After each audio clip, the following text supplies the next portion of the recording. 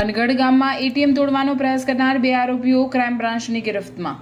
વડોદરાના અનગઢ ગામમાં આવેલી બેંક ઓફ બરોડાની એટીએમમાં મોડી રાત્રે હથોડાથી તોડફોડ કરી ચોરીનો પ્રયાસ કરનાર 2 આરોપીઓને વડોદરા શહેર ક્રાઇમ બ્રાન્ચે ઝડપી પાડ્યા છે। ગત 29 જુલાઈ 2026ની મધ્યરાત્રે અજાણ્યા શખ્સોએ એટીએમ તોડી ચોરી કરવાનો પ્રયાસ કર્યો હતો। જો કે એટીએમનું સાયરન વાગી જતા બંને આરોપીઓ સ્થળ પરથી ફરાર થઈ ગયા હતા। આ બનાવ અંગે નંદેસરી પોલીસ સ્ટેશનમાં ગુનો નોંધાઈ તપાસ શરૂ કરવામાં આવી હતી। તપાસ દરમિયાન મળેલી બાતમીના આધારે વડોદરા શહેર ક્રાઇમ બ્રાન્ચે રાત્રિ બજાર વિસ્તારમાંથી ઓટો રિક્ષા સાથે 2 શંકાસ્પદ વ્યક્તિઓની અટકાયત કરી હતી। તેમની ઓળખ સુરેશ કાંતિભાઈ પઢિયાર અને સંજય રાવજીભાઈ પઢિયાર બંને રહેવાસી નરસિંહપુરા પાદરા તરીકે થઈ છે।